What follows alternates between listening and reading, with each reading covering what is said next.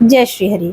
बुध का राशि परिवर्तन 30 अप्रैल को मेष राशि में विराजमान होंगे बुध देव, जहां पहले से ही सूर्य देव विराजमान है।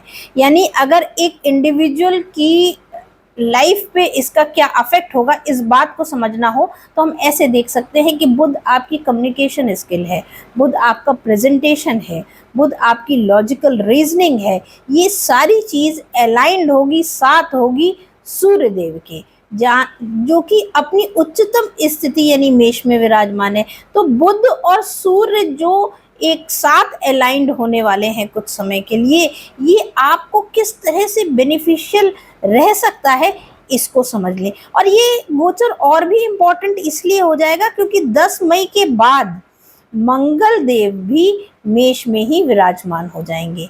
यानी कि आपका प्रेजेंटेशन, आपकी लॉजिकल रीजनिंग, आपके डिसिप्लिन्ड मैनर यानी सूर्य के साथ सिंक्रोनाइज अगर हो गई और वो सिंक्रोनाइज होकर आपके पराक्रम, आपकी एक्शन में रिफ्लेक्ट हो गई, क्योंकि बुध, सूर्य और मंगल 10 तारीख के बाद जो है 10 मई के बाद जो है मेष में विराजमान हो जाएंगे। तो बुध, सूर्य और मंगल अगर आपने एक साथ अलाइंड कर लिए तो डेफिनेटली बड़े से बड़ा गोल आप अचीव कर जाएंगे। सूर्य के साथ युक्ति बना लेना बुध आदित्य योग का निर्माण करता है। मेष राशि में सूर्य उच्चतम स्थिति में है और मेष में ही 30 अप्रैल के बाद बुधदेव विराजमान होंगे। और 10 मई के बाद मंगल भी मीन से निकलकर, यानी शनि और मंगल की जो युक्ति है वो भी खंडित होगी और मीन से निकलकर मंगल भी मेष में विराजमान हो जाएंगे। तो यानी कि आपका एक्शन, आपकी लॉजिकल रीजनिंग, आपका डिसिप्लिन, आपका आत्मबल, ये सब एक साथ अलाइंड होकर एक साथ सिंक्रोनाइज होने वाला है।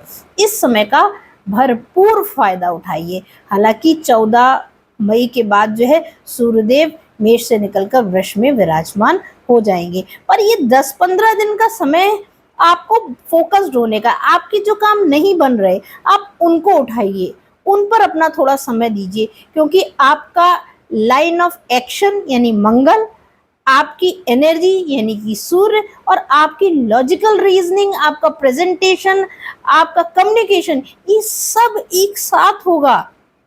और जब ये एक्शन सही दिशा में, सही समय पर, सही एनर्जी के साथ होगा तो क्यों नहीं आप सक्सेसफुल होंगे।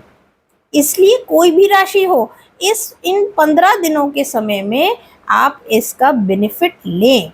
और खासकर मेष राशि, क्योंकि मेष राशि में ही ये गोचर होने जा रहा है, तो मंगल की राशियां मेष और वृश्चिक पर इस गोचर का 10 तारीख के बाद मंगल की गोचर का और 30 अप्रैल के बाद बुध और सूर्य की युक्ति का विशेष प्रभाव पड़ेगा।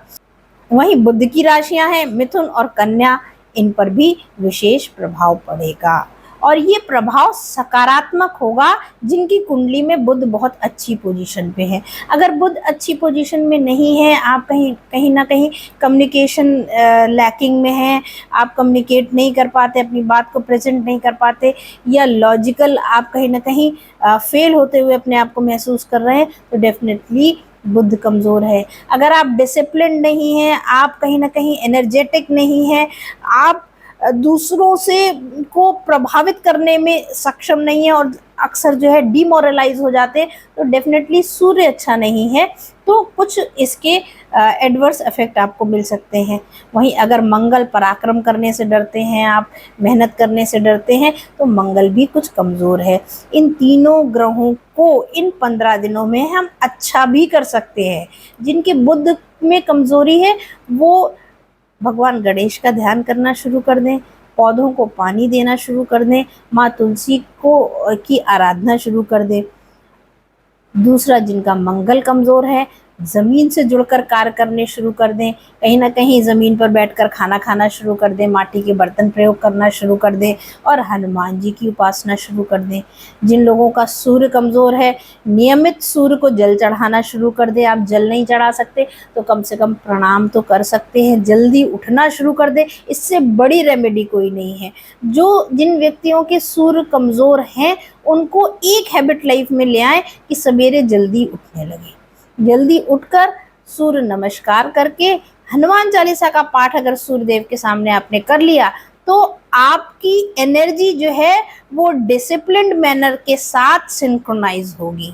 मेष राशि में बुधदेव विराजमान होंगे सूर्यदेव के साथ, और 10 तारीख के बाद मंगल देव भी वहां विराजमान होंगे।